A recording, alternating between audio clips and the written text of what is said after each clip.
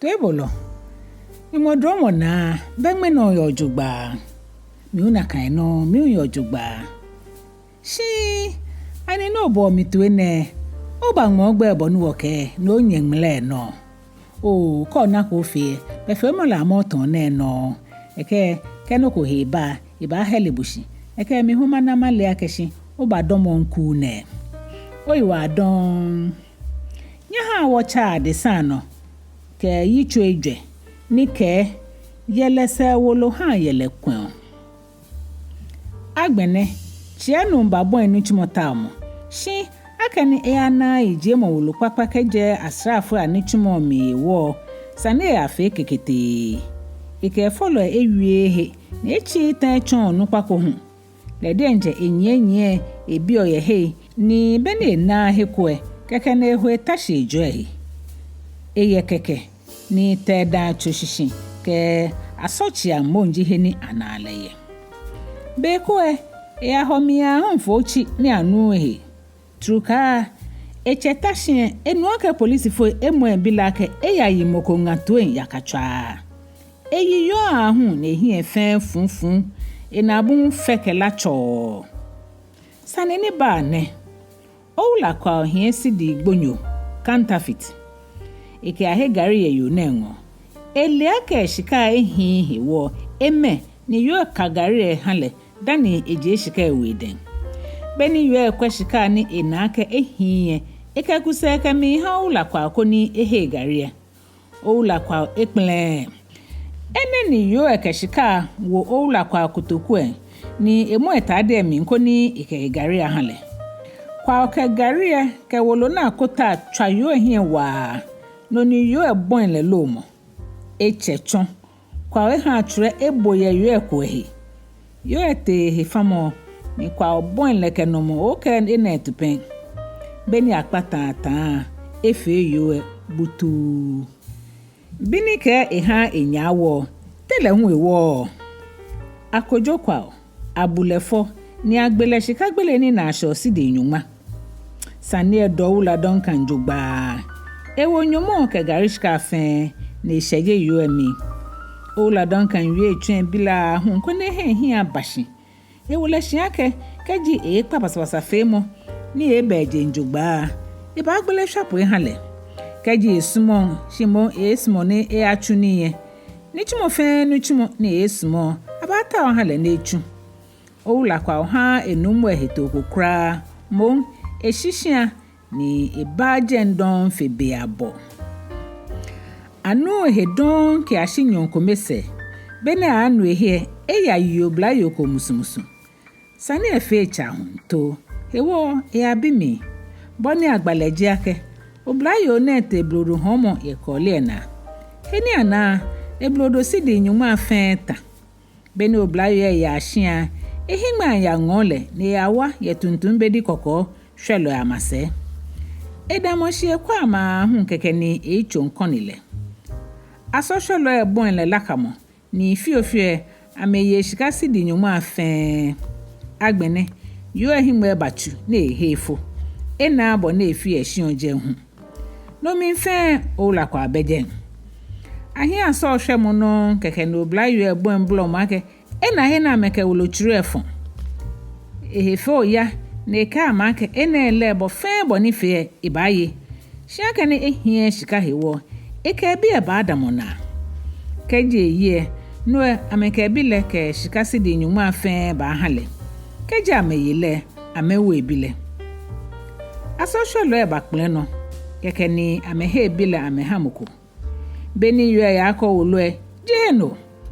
Oblahi enwo ebile keke ni oblayo ne kolo enije hwe ite. Na ebuembo ke yafo. Agbene mepi bukete jen na bon blayo na jemo ke yo yeli belele hu eboko pi tamochina.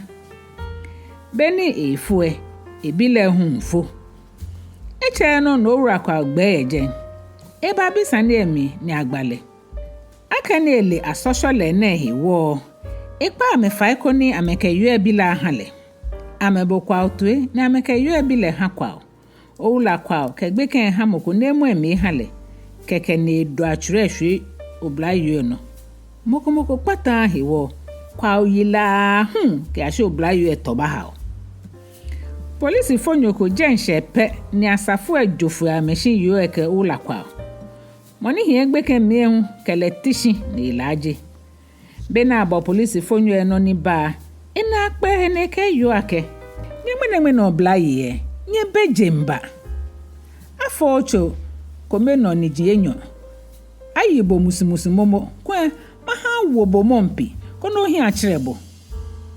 Bene kan yo ehi ese polisi nyo ebo ora kwa akokwa ake keji inamoko nakan ekayile mo ha polisi fo ale kono aba momo asocial lo efen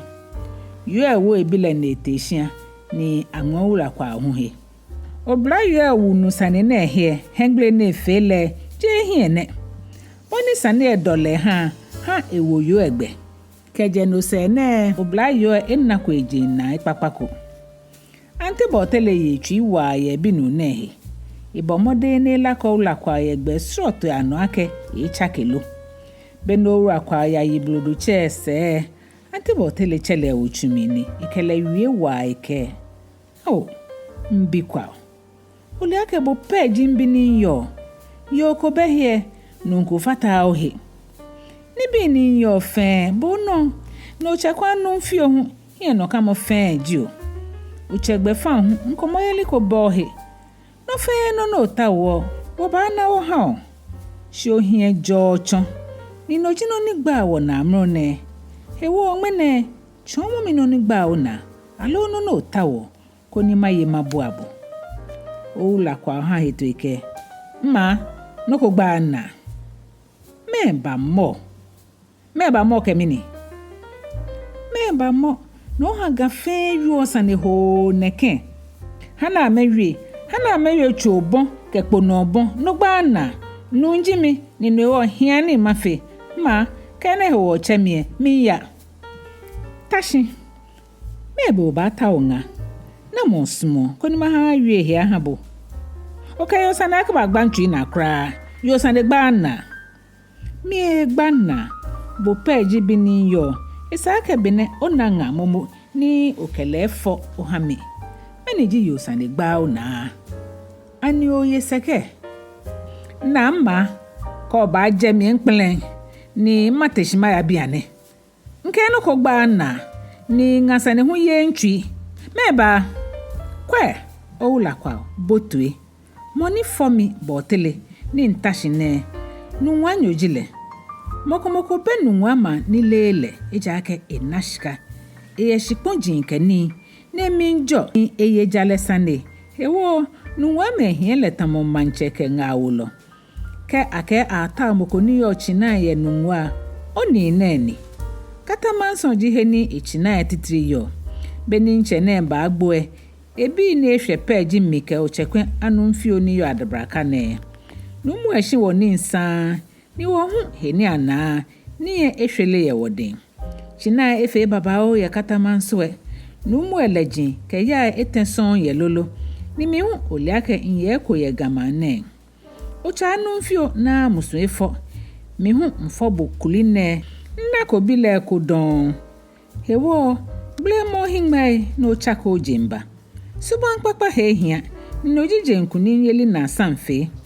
kaji ofe jogba wo se obayi ochekwa nu mfio ni mi hu nnofe no ono shikejo ya ba ojenjogba shi onye basabasa ke gbugbura ne kenson no e wo se onimba afi mobo kai mo ake soro dunkra ni solo yo kla asan akwa mokojo no akejo iwo meno ke ya keba ni nyenuoda ni nyehwa aso ni nyefi ohegbeji ani ne je amejibo solobo kra ya mehe bo mode no chohe ya mehe no dan no fe no aja ha nichimo fe no chimo no tawo mana mahabo nta omokwa wa miketa nichimo mienche le nichimo ni nsmo mienche mata oni ken na amachu ken na humanye ni ken gboe nyamushia awo owura kwa obedwen mokra ake ka afọ lofno shimi nke ebo ake osuban ko jemba fon ne olehe no keje ene bensate no chewe kuma mehu nna komoko ni tamobo bodi encho olehe no ke o musu neje kwemoni ahi ni wose o ka shohe o ba gbemi o ba han ke mi shale ke mi gbigblimo ka rehosan agbo ashin o ante botre hien wie mo no na ehimwe tete okenu no na ebon yafo blo blo blo ula kwa teshine eshi enye echu emete yafo eni che keke ni ehu ekrashi na ke yikobo bon solomo eke atajro mobo na loke musun chonlo mi oba wayo nkrashi yo hiene ata bon yafo ke nsolomo na etwe ibo to esho hami shimini ye mobo ejake no komi mfe mi mbi nehi ojini moni mo fonka we hinshi ni ona e fon fe lo gbele hitwi bo mi tue nuncho bo mi tue no kom fe mi ata yo bo ambile nuncho mo ula kwa mi ohami che mo le keje gbele bu konkon ke shile fon mi ni eyo na emi hane echa ke jemba fon ne to suban papa shishi koni dun ni minti akaba ni nale ye ishile fon ne mi musun shami ni re ho ngbemi eja ke o dromo bi ko me na mi njende ni mi se na mo fe laji ye hiwo nuncho bon solumo ke fa pa mo na tue no chumo hie ya fonu hano wula kwa achake koni echogbo mo papa ata mo eni jami no fele tata ye woje ngbe fanemi ke anano ton amen nyon fe antibo tele wo yo ula kwa hiwo ahi le hime be fiopo ni jicheri no ne sehe ketu sofu tayua ite akpale fa ko ni echo ula kwa ekela awie ha lake ale no ebole to elo antibo tele kesani e waje abi mo kroko ko hunden wamo amewo kunyo nlale loko na chole okobo te aji mo kroko ni ichi benkene abola amani ekuni le hu eche ebile na ekela awie ake echa kilo osafo tayua ha che ula kwa ha le ho gbekeko shishinje osafo tayua kele nuti ye abofi okoni yo eshi asemi iko blanyu egbagba sanjinsan fe ko ekemi wulenga na gbe egbale sanene ekechon le ni ana beni chon lo jimie ya choni ye kumase asha fi eje bene mie nkenu nko ya shra nune kenga kebi hienyo ke yokomehi kumase hiwa krowakomi mfo amesramo acho ebi nunu pa akwisi ni fio egba eji bosompem ni yo amasewa numo na ye shikata momulu koko monji baba o nenga hu ye ni sha meshika na efense amena mishe bona metawo nu esumo ewekuma bipa shi edolesa ne komeji ake ewo fase fe ewo fase ni aba hiengo ja egbo ni wekunyo bi fe wekunyo bi na eche ehie ha jamo ogbo no ni gbe na ha nu na eji ake ebinu ni ji kwesi afe egbomo papa ni ebu nokunoko amekele wo school mi shenye kwesi suban fo nese esmo blabo nehi niche kemoshi wo obla yes mo letamo wo kaji kwesi todan keke ifolo na amane ekwa amehia na efi amenese ni ani instructor iche ha we hegbe ye be instructor piano shishi le popo eche chongbe fe gbe ni enye no ake kwesi achakelo shehi biko shoshane kwesi toto ko ni noko femo ni na gbe efe tamamoko ni mi yeseke ebashia na ebo en follow ahorabo keji ejeje ahun keke ebo en lamo kejo ke hefo moko efo edan pe akani ache na ha le wo kwesi mi wola no wo etuwenye na ke gonti bon ehie ke na abushimo ke jemo efe ahun shi yo efo edan itashi din ekwele shi komeni kwesi keni netenye hie plamo ni aje yo edan gao keke ne konkwesi wa sheshra ni waachi kwesi ke hedo kedade nkrama bon enyecho yo aje sen no na eta egbeshi ni kwesi bon le namo ke na jinye shipon echa wofu eke ane name na ebon kwesi to emayi kwesi chwen hie ete ese blau na ewo ntia echa musun bia keke ni numu eke agbeshi bidi ete shitintan kemi yeko oya ni kwesi kele akpe na ebon la chure mamo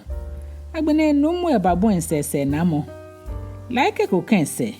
eke alo leke atishi tim beni abaja abakpata kwesi efeche pasa numu aha te kumase ache polisi foi ni abamo kwesi kete numu eka kitake ikele ba futakon shima onupa pale fa ahu ni ame aje sane ehu ye polisi foi aden ni amebe kwa ehia amebe kwesi fo ni aha egbe efolo eto ikepata ame agbene folo eke kwesi ye shetamo chuchue folo ngobosompim ke amasewa ke amedwetri ni kwesi ye amebuleta ke binegbo asa kwesi ke folo atenyo je tepepepe ni amasewa atwashi egbo patapata bena afule ni ajego mi aba kwesi babon basabasa femo eche keke ni ikoblanyoko gbachre atele patamo keke ni egri na ebo emofe mo kenomo eha yara no fe gidigidi ni hegleba atewie mo emo numwe na eyile na echile egbeshi yeme ahie numwe ke weku me ehwe kwesi akamo kita gbogbo ahwe no ni folo ekele fotakomi na kan bile aje hie kwesi no kra bele bosompim peno amehie ka numwe chonle no fe no mi ikele ya mo na chonle koko ke shipoji fe ahusu pepepe na agbe ahu echonle he na efun eshikaye kwesi ba chen he abonsan wo bosompim igba bosompim na ahu nke ashibekwe bosompim kele bewa be emi fi o cheke kwesi ake wo se ehie ba agbo na ba hwe ejake echen he abonsan ke ko shiawo awo kwesi bomoden ahu sheni ne she bosompim no boni eta ole na ewo echake kele shihilemi akwa bosompim fa ikoni ikele afa enyemi eko ikele pabe fe na efo bosompim sramo bosompim ke ehebon kwesi hebo ni eyu ebu ale yegbe komi ano fiofio biko gbeke kwesi baka bosompim make kwale fa ikoni lebie awale ni asra choniko ye heko bosompim ple ni lebie ameyi minkete bosompim eshe efolo ehewo mokumoko le hekra nete kwesi kenyemi ete shon papa ekwen ame ashe chwa gbokoni ebugbidi keno adwa baba o shishi chwa shishi ewodun ni yibi pi ekple hweshi kwesi ha amewaje ne kenyemi ake bosompim amro na nyemi fi ojio mi ahwe mi ejaka ke mbejemba shibu angobo ni achombo no fe no mi ni oleata ka wote mo nsajin fe mene mikebo pani yo biene o wala yende shinsmo ni mapaton hie ewo chomo mi he ni atafu eshikaye koni mangmo he bosompim hrele no eke ene hewo ke mi babi ene lo nlehe na atafu eshikaye shi nchombo kokoko oba chomi biane keje naka oshimbia hekalo nchombo ejake nka kitake nchombo komoko jata die ncheke ya chomo je alo jaigbo kwesi faklante ko keje mama na ebo bosompim bamo bosompim fuale non keke ne nyumoje na kwe bofokokpo asomoa bobiloko hu hochuani amedamo shishiense kemi ngbobiko lo ni abaye chue ibi ni ikple hweshi beno blahi ne badamo chue shishi ni amewio ebu fetwe ni jemfele na akpe ewo ni kwesi ka enyemi eba mono ni nu ewu etu no na eje hekpo echo ame na ni kwesi na le no na ewofui bobilo taletu ni enga kwesi keke na egbeshi no kekeni bosompim hu gbeshi na ebu enshi ha keplemo Bobby lawyer mo kwesi ni ehe klante yeden Efoko nkpani wako na ekefimo kwesi ekpetechoko koni ekanye enjufue agbene eba obosompim kpanyakpanya kefue kete akrowa komi ni abo amanie ahwe asafomi no ni abo ohye akrowa mfabi kumeke bosompim shafue kete helacha mo he ye kumase ni fabi hu ke Bobby law bote koen ke ani na kwesi anukwa amejegba amejile yi ko ni yegbe yi nínú se amekele ha Kumasi police foye amane ni ahyekwesi follow adenje ake abama bosompim na egbele wo ngan hewo ake gbonyu ete Kumasi helacha mo he beni kwesi nyanu sanene eflankete enwe bagbeshi ni no nyu amro eche hu ehi echichi follow kemi ya helacha mo he dani moko ke mama ya ni nale are ho kan jimeni akrowa mbie bu kete helacha mo he ni abo awo na kan gbile heni ana amiani na bosompim ni ehi echirele fio abu kete police fo ango shin amengmegbe ni moko anakwesi kra amechomi ake keji bosompim gboe noe abasen kwesi shikeji egboe noe abawole mo bosompim gbo enahewale